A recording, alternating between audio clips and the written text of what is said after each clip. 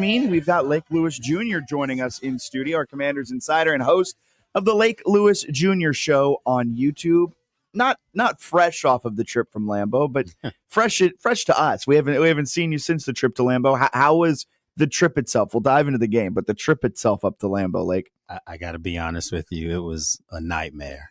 Obviously coming out of Richmond, leaving to Richmond, I flew into Appleton, Wisconsin, and then had to Uber to Green Bay, which wasn't bad. So you got one of the two Ubers in the area. Exactly. So, but coming back, right after the game, I had to do my stand up on the field after the game. And after that, we immediately, myself and some colleagues, we carpooled. It was like 3 cars, 2-hour drive to Milwaukee to fly out. And that night, that literally, we arrived in Milwaukee at 4 a.m. And so this is where it gets interesting. I had to fly from Milwaukee to Chicago to connect to fly to Richmond. Flight was delayed in Chicago 4.5 hours. I'm just sitting there in the airport, no hair, just like, what are we doing here? We just saw the team play one of the worst games I've ever seen them play in the Dan Quinn era. And then this happened. So I was just like, just wanted you to chalk up. Yeah, just a little cherry on top. What do you think was the prime? Now, we can dive into a lot of the issues that came up in that game on Thursday night against the Packers. What do you think the primary issue was for the Commanders? I think it was the schemes. I think Cliff Kingsbury and Joe Witt, they both got out coached. They got out schemed. And it was almost as if the Packers used their whole summer, their whole training camp and preseason to prepare for this game, because obviously we saw what they did to Detroit in week 1, but it carried over. It really did. So, I got a little tidbit that you think about. You think about who the Packers play this week. They play the Eagles. Well, they had a chance to game plan, the Eagles and Commanders just by watching the same film. And it showed. It looked like they were a step ahead. Everything Washington did, they had an answer for. And Washington didn't make any adjustments. And the game plan, I thought, was porous on offense because they didn't run the football. You can't have, 19 rushes and 7 of them are Jaden. You can't have that against a pass rushing team with perhaps the best pass rusher in the game, Micah Parsons. They allowed Green Bay to do exactly what they hoped they could do, and that was pin their ears back and come after number 5. Man, Micah was just a one-man right. He opened things up for everyone on that defense. Mm-hmm. And we were talking Jaden Daniels last year when he played Micah. He was saying he's a game wrecker. You can't let him wreck the game. Fast forward a year later, week 2, Jaden saying he's a game wrecker. You can't let him wreck the game. Well, he has wrecked the game every time he has played Jaden Daniels up to this point.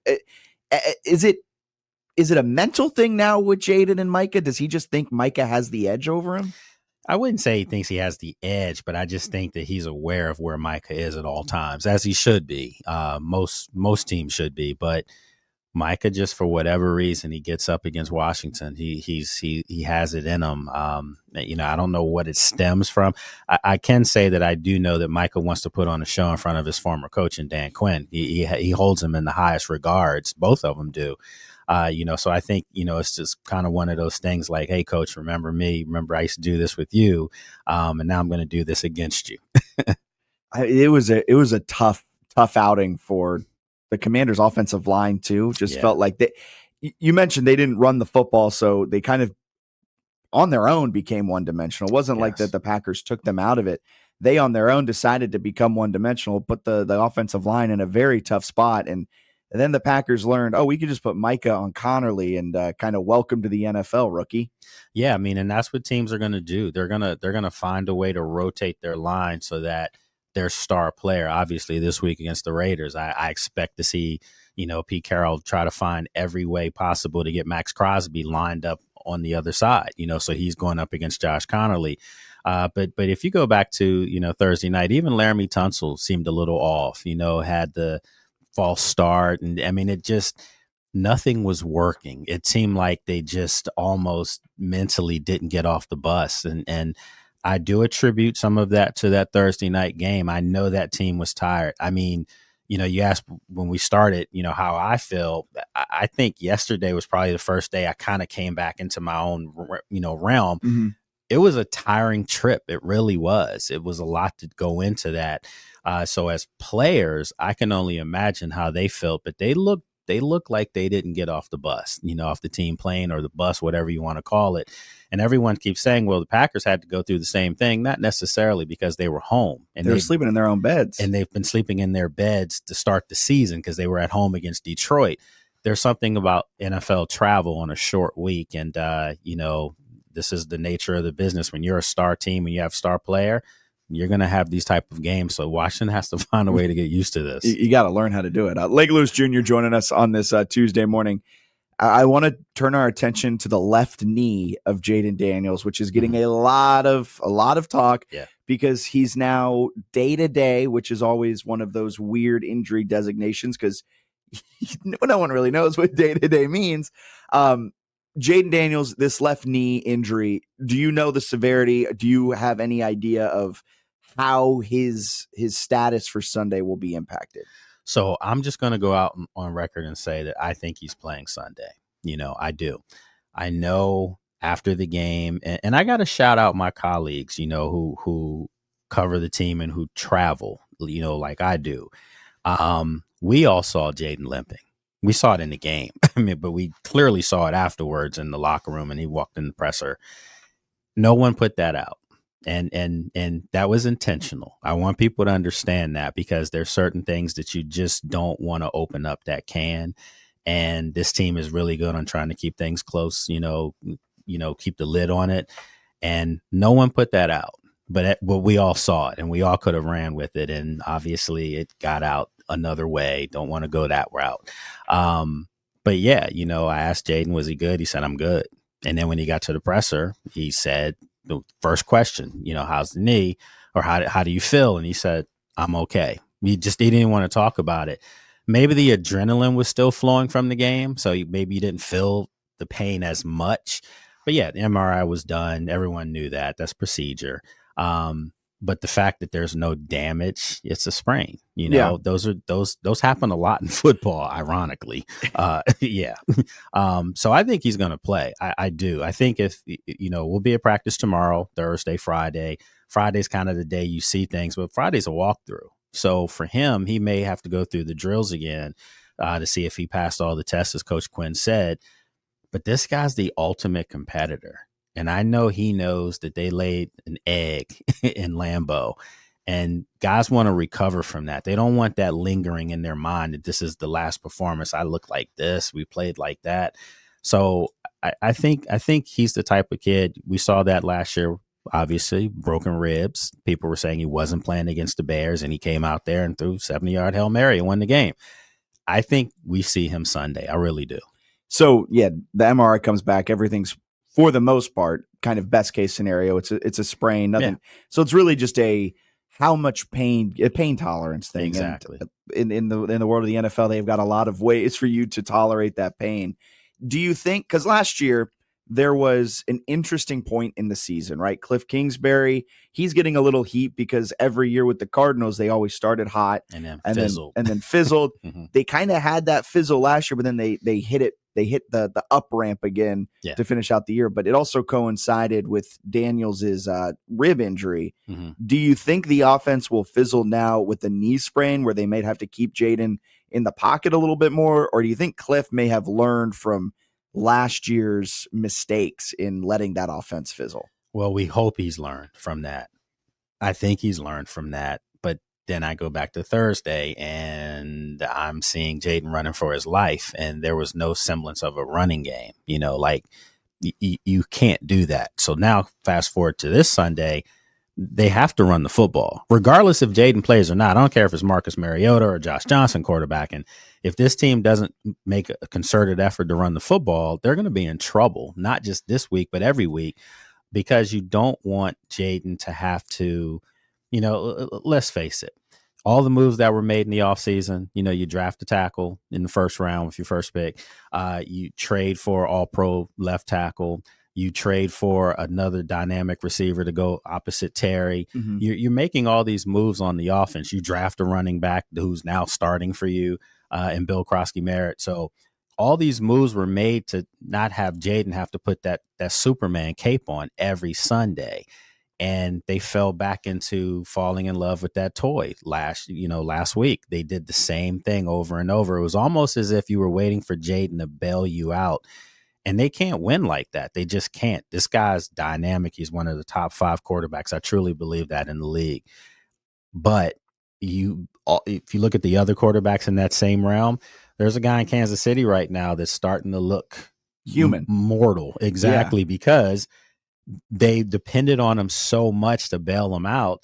Now, outside of Travis Kelce, who else do they have in Kansas City? Not the straight teams here, but the point is, when you start putting too much pressure on one guy, ask Baltimore how that's worked out in the playoffs all these years. When you expect Lamar to have to wear that cape again and again and again, he needs help, and Jaden does. Yeah, and you brought up the Ravens. They go out and they get Derrick Henry to try and get it where they don't have to put so much on Lamar. It seems like every year they're trying to draft a wide receiver to be his wide receiver one. Maybe they found it with Zay, but they have made that effort to try and take it off.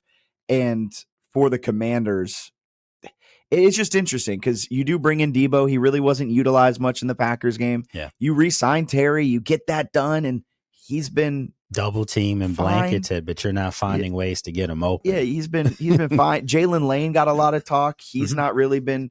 Bill Krosky-Merritt, he's been fine. It just feels like everyone outside of Jaden. Granted, it's a very small sample size. I understand, but it just feels like as of right now, Cliff Kingsbury has just been like, well, we got Jaden. Like we who else? He'll figure something out, and that's how they've approached the games. Even the Giants game, they could have kind of twisted the knife a little bit more than their 21-6 win, and it just feels like, oh well, we got the lead, and Jaden will eventually do something, and that's just not how a team that I think with NFC Championship aspirations should be approaching these games. Yeah, it's almost as if you look at the Eagles, Super Bowl champions, they're undefeated again this year, and you watch their games, the way they won against Dallas, and then obviously Sunday against, Kansas City. Nothing really jumps out at you, but they're winning. And I think for them, they do have the talent at each position that if one of those guys needs to go off in that game, you can ride that hot hand. Washington is trying to find that, and it seems like all these new toys, they just haven't meshed. So hopefully this week 3 will be, similar to last year's week 3, where it seemed like, you go back to that first game against the Buccaneers last year. They just didn't seem like they were just totally disjointed. Yeah. They weren't there. The second game, they had to use all those, Austin Seibert field goals to win that game against the Giants. Well, the third game was that, primetime game in Cincinnati, and it just seemed like everything finally clicked. You're hoping that's the case this year against the Raiders. They're back at home. Look, if they don't get it done this Sunday, then there's room for alarm at that point. But I think they'll be fine. So right now, the hand's hovering over the alarm. We haven't hit anything. Still, obviously, you've taken your hand out the pocket. I've taken my hand out the pocket. The red button's near, so you haven't hit it. We're prepared to hit it. But it is just so interesting because week 1, you've got the front 4 of Thibodeau, Abdul Carter, Dexter Lawrence, Brian Burns, and you shut them down for the most part. Like they don't wreck the game whatsoever. And then you've got Micah, which you would think, okay, it's just Micah. Granted, Rashawn Gary's good. They've got Luke Van Ness. He's fine, but it's Micah we have to worry about. Absolutely. And Micah, he just dominated them. And I wonder, do you think week 1 is more of what this offensive line is? Week 2, or is it, as most things are, something in the middle? I'm going to go with week 1. And the reason why I say that, Micah is such a unicorn that he's a guy that, and I got to shout my school out. We are Penn State, he's from there. And, when he was there, he was a linebacker, so you get him in the NFL, and Dan Quinn's like, wow, we can put this guy on the defensive line as well as still play linebacker, but just move him all over the place. He's a unicorn. You can't do that with too many guys. Like, where Max Crosby's going to be, where Myles Garrett's going to be, Trey Hendrickson. They're linemen on the end of the line, But with Micah, you can move him around.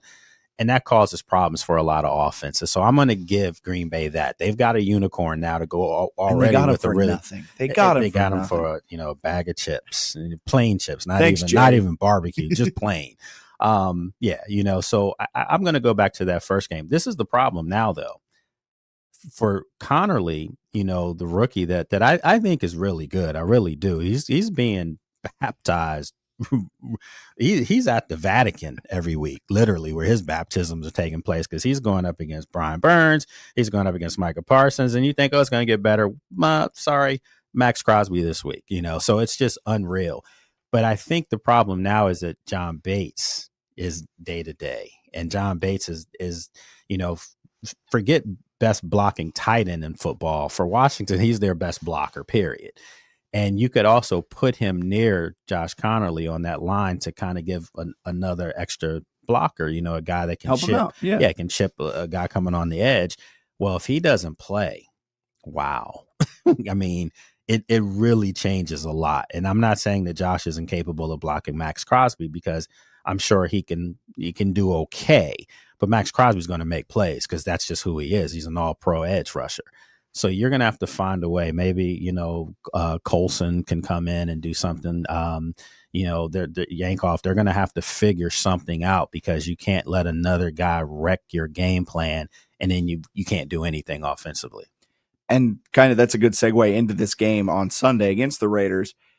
What do they have to do, do you think, to win? Is it just creating better schemes? Is it getting their guys open? Is it running the ball? Is it as simple as running the dang ball? Like, is that what it is? How do you think the Commanders come out of Sunday with a win? Yeah, I mean, whenever you play against teams that like to rush the quarterback, that are good at it because they have an elite player on the edge like the Raiders do, you have to run the football. And ironically, you have to run the football at that guy. You have to make them work. It's almost like, you use basketball terms. You can't let a guy just run free on screens and get his shot off all the time. You got to kind of beat him up a little bit, make him earn his shots. And I think in football terms, if you run at an edge rusher, they can't take a play off to gear up now to pin their ears back, with obvious passing situations. Yeah.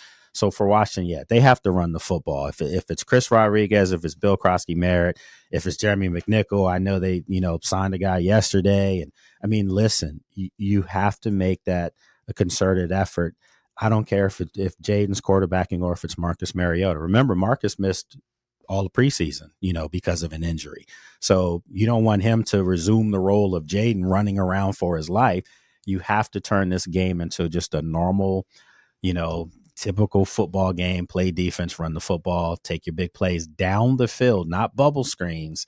But let's throw the football down the field a little bit here in this offense. The secondary should have a fun time too. Geno's coming off that 3 interceptions last night. They should have their opportunities maybe to make their impact felt on this game and kind of take the burden away from the offense a little bit. Absolutely. And they haven't had that turnover yet. They didn't have it in preseason either. I mean, they're looking for some interceptions, and I think their secondaries, I think they're really good. I think, obviously against Green Bay, some things just didn't happen for them, and they kind of got exposed in the middle of the field.